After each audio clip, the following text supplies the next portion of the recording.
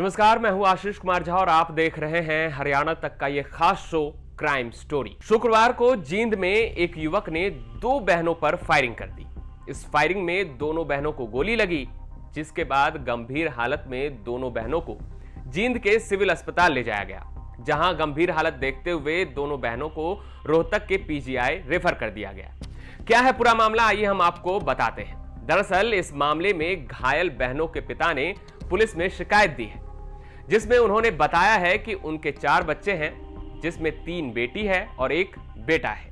2 बेटियों की शादी हो चुकी है, जिसमें से बड़ी बेटी आशा का ससुराल करनाल में है, तो वहीं दूसरी बेटी सीनू की शादी 1.5 साल पहले दिल्ली में हुई थी, लेकिन 6 महीने के बाद ही सीनू का सामाजिक रूप से तलाक हो गया और वो अपने घर पर ही अब रहती है।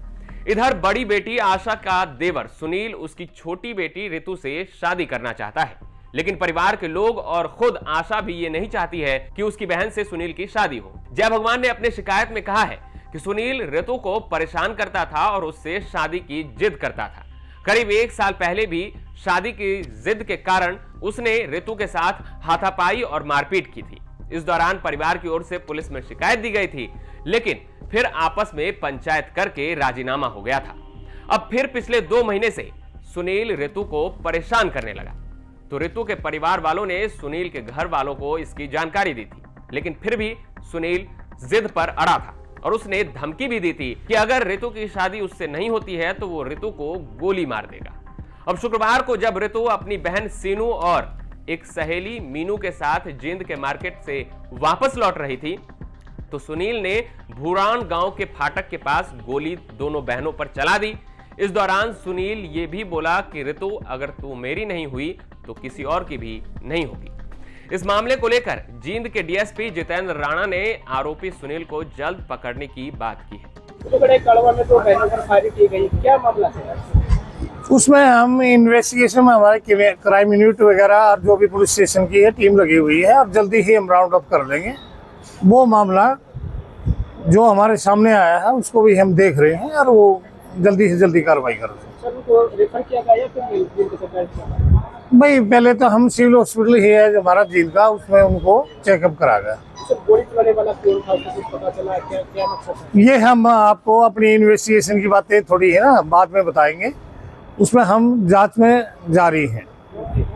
अब इस मामले को लेकर हमारे संवाददाता सुनील कुमार ने एक रिपोर्ट भेजी है, वो देखिए।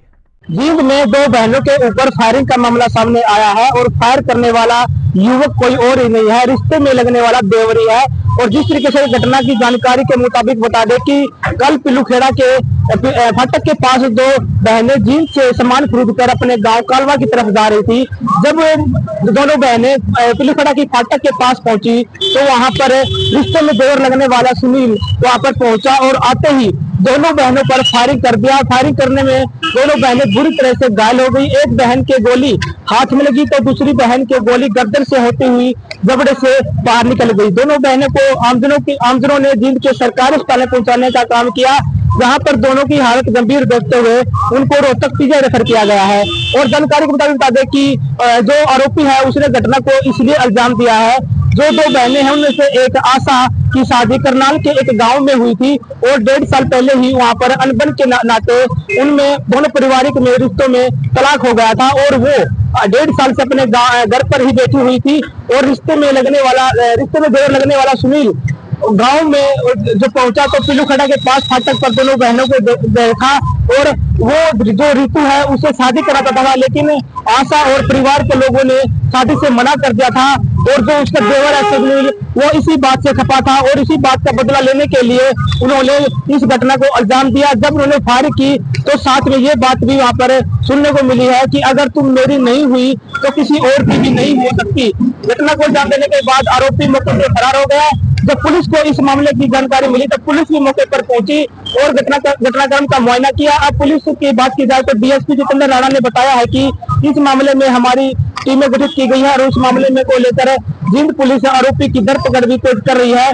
जैसे ही आरोपी को पकड़ा जाएगा तो उसका खुलासा किया जाएगा इसमें आखिर और क्या बड़ी बड़ी जो बातें थी जिसको लेकर उन्होंने इस घटना को अंजाम दिया है। बहरहाल अब देखना होगा कि इस मामले के आरोपी सुनील को पुलिस कब तक गिरफ्तार करती है। आप देख रहे थे क्राइम स्टोरी। क्राइम स्टोरी के अगले भाग में हम फिर किसी खौफनाक कहानी के साथ हाजिर होंगे। तब तक हरियाणा से जुड़ी तमाम खबर देखते रहे हरियाणा तक पर।